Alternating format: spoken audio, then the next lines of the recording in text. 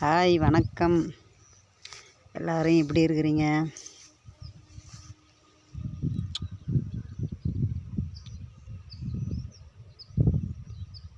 நெல் வயலெல்லாம் கதிர் வந்துக்கிட்டு இருக்கு.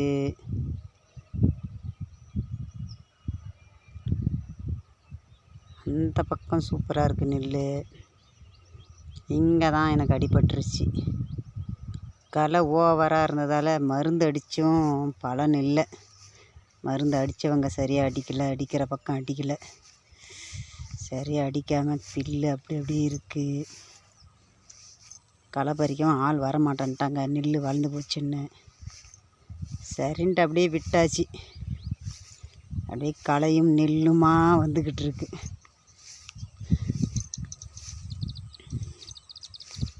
போடுற தீனியெல்லாம் பில்லு எடுத்துக்கிட்டு நெல்லுக்கு விடலை. நெல் கொஞ்சம் சரியில்லை. ஏதோ நான் கஷ்டப்பட்டதுக்கான பலன் மட்டும் கிடைக்கும்.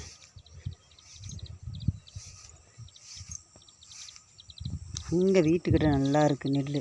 வீட்டுக்கிட்ட சூப்பராக இருக்குது. அந்தமாரி இருந்துச்சுன்னா கண்டிப்பாக ஏக்கருக்கு 30 மூட்டை 35 மூட்டை கூட கிடைக்கும். இங்கே ஏக்கருக்கு 25 மூட்டை கூட வர்றது கஷ்டம்தான். இந்த பக்கம் ஒரு 3 ஏக்கர் அடி வாங்கிச்சு. 2 ஏக்கர் நெல் கொஞ்சம் பரவாயில்லங்கிற மாதிரி இருக்குது.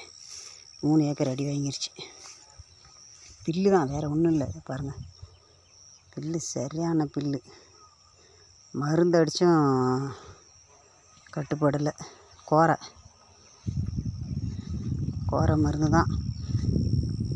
4 ஏக்கர் பில்லு இருந்தது. 4 ஏக்கருக்கும் 5 ஏக்கரான்னு சொல்லிட்டு மருந்து வாங்கி அடித்து கூட பில்லு சாகலை சரியாக. அடித்தவங்களும் கரெக்டாக அடிக்கலை. ஒரு பக்கம் அடிச்சிருக்கிறாங்க, ஒரு பக்கம் காமிக்கல. அந்த அடிக்காத பக்கம் பில்லு அப்படியே ரொம்பமாக பரவிடுச்சு.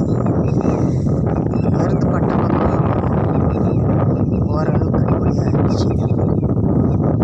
இந்த கோரை மட்டும் அழிக்க முடியல. என்ன பண்ணியும் கோரை அழிக்க முடியல என்னால்.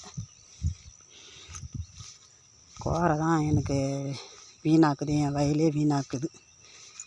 இங்கே கொஞ்சம் இங்கே இந்த 2 ஏக்கரில் இங்கே கொஞ்சம் இந்த ஒரு 3 வயல் கொஞ்சம் பரவாயில்லைங்கிற மாதிரி இருக்குது. மீதி அந்தாண்டெல்லாம் நல்லாவே இல்லை. பத்தாததுக்கு எலி தொல்லை வேறு ஜாஸ்தி. எலி கடிச்சிருச்சு, நல்லா எலி கடிச்சிருக்குது.